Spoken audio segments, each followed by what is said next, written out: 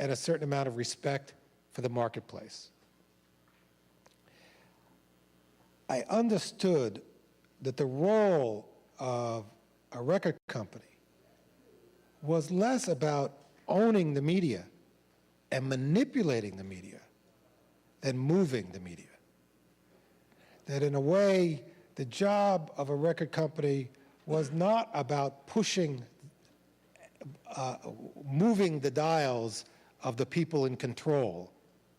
It was about disarming those people, disarming all the gatekeepers who would know what the public would want, disarming the gatekeepers at radio, disarming the gatekeepers at press, disarming the gatekeepers at retail, and providing artists with as much time to connect with their public, to find their audience and make that connection. And that was a very different approach than saying, I know a hit, I could spot a hit a mile away, and I'm going to dictate what the public wants, and I'm going to start with the key to my success being my ability to have things in my pocket. It started the absolute opposite way. I'm going to build things from the ground up, from the grassroots. I'm going to find my way around all the obstacles. And I'll return to that theme when I tell you a little bit about what are some of the things we've done. But I think in terms of everyone here being a little bit in a do-it-yourself mode, that philosophy of finding your way around obstacles and a feeling that that is not just the way to get signed, it is the way to succeed. It is the whole process of an artist really moving the needle in music and having an important career. It only happens when the public is fueling it, and it's not coming from the opinion makers or gatekeepers. The second thing that kind of led me to take an independent path was the recognition when I started my company, which was with some money from friends, a pretty small amount of money. But I had what was then one of the first laptops,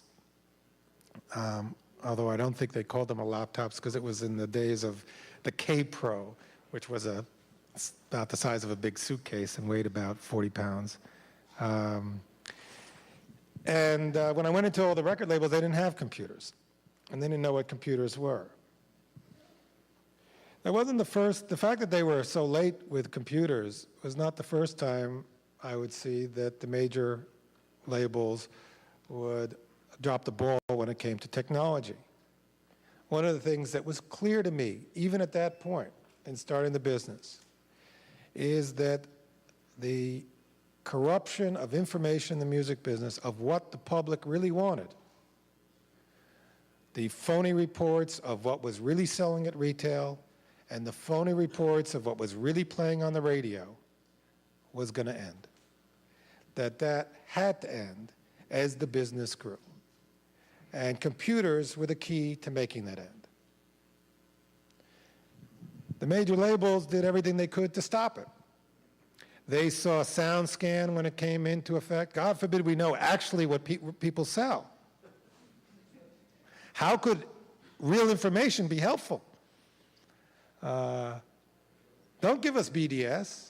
We don't want to know what radio stations are really playing.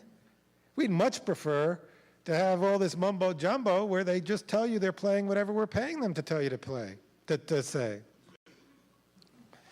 The reality is, as the business emerged, computers would have a profound impact on the shape of record companies, the music business, and on what music was heard by the public. And what it was a tremendous leveling occurred of the playing field, where radio stations and retailers had to respond that much more quickly to the public, and the record companies, whose major role was defeating the public, in preventing the public's voice as to what they were really buying and what they really wanted to listen to. Their major role was preventing that information from reaching the retailers and the radio and the press, were put aside.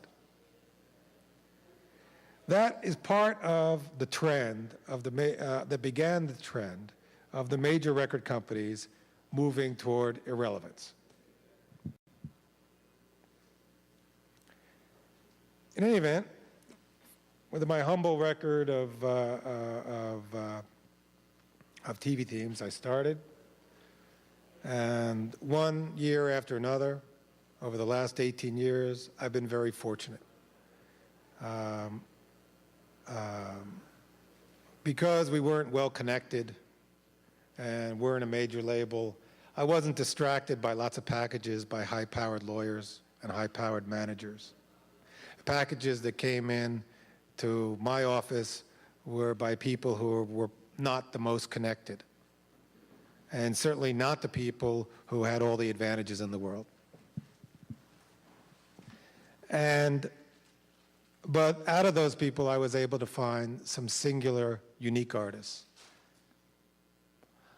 I don't think a single one of our discoveries wasn't passed on 20 times by major labels. So that's part of the process, in my mind. In any event, because the focus of the company was on finding stars and building evergreens, finding talent that we could create a home for that would connect over the long term, not necessarily on the first single, but over the long term. Artists who we felt had something really to say that was meaningful. Because we weren't interested in flavor of the month, we focused on artists who would say, you know, this is going to last. What they're doing, we're getting in early. They're not peaking now. This is something that's building. We focused on being ahead of the curve. We focused on finding those artists who weren't obvious, that were being passed on by everyone because no one knew what industrial music was. No one knew what electronica was. No one knew what aggro was. No one knew what crunk was. No one wanted East Coast rap, they wanted West Coast rap. So whether it was,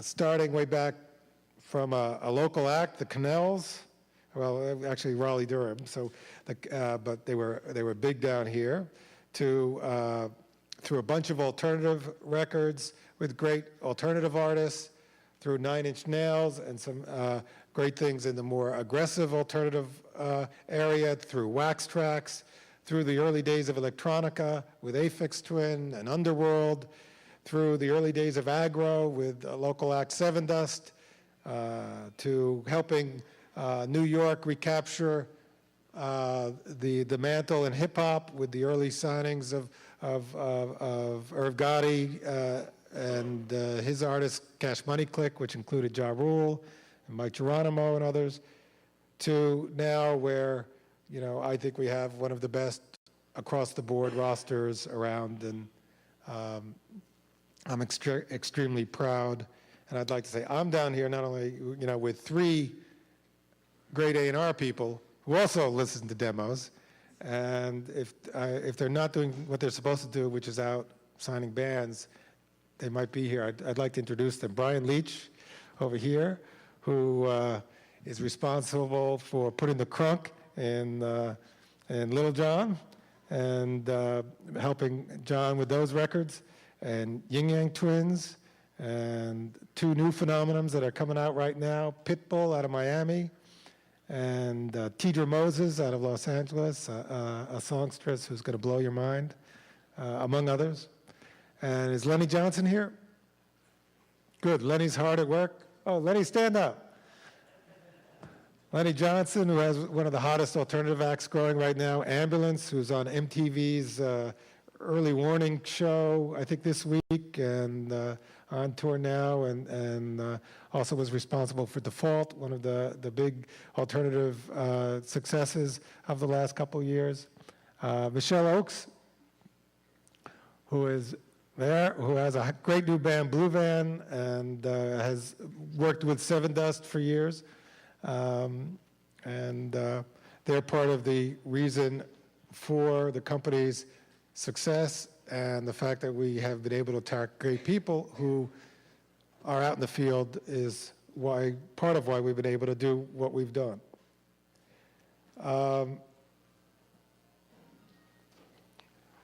To go back to how this connects to the fairy tale, I'll return for a moment to the technology question, which hopefully at the end this will all make sense and fit together. So the first part of that story that is leading to the current event that we see is that downloading is the primary cause that has led to the music industry that we see today. What has led to the music industry we see today is, I forgot, is a problem of trust and greed. It has to do with that same arrogance that led the record companies to think they could live without technology and fight the technology when that technology was as innocent and seemingly beneficial as SoundScan and BDS. I learned about those kind of business practices through early on because it was taken for granted that if you're an independent, major labels are going to steal your acts. The whole business was pretty happy with that circumstance. Stealing acts doesn't create a respect for fair play that is a key part of building relationships that are fundamental to the music business. If people don't establish clear rules of the road and obey them, then it's very difficult to conduct business. And in a way, whether it is executives who commit fraud, executives who spend their company's money manipulating BDS or SoundScan, or executives who see their role as stealing artists, that is all part and parcel. Those bad business practices are part and parcel with what leads to the kind of arrogance and bad faith that led to the technology fumble that we have today. The fumble occurred primarily in two disputes, one with Napster and one with MP3. With Napster, a brilliant young man managed to change the world and assemble 70 million music lovers in one place. Then he agreed to convert them all over to legitimate downloading. Unfortunately, the majors were so upset with this guy that they decided there was no way he was ever going to be allowed to become legitimate. So they put him out of business. We looked at it differently. We settled our dispute with Napster and tried to convince anyone who would listen to us that this was a seminal event, and the notion that we could now convert these users to paying customers was a once-in-a-lifetime opportunity, and the failure to do so would be a major blunder. The second dispute was mp3.com, which we continued to fight against because we thought a format that was insecure, that was readily copied, was not going to be very good for artists who depend on being able to own their shit.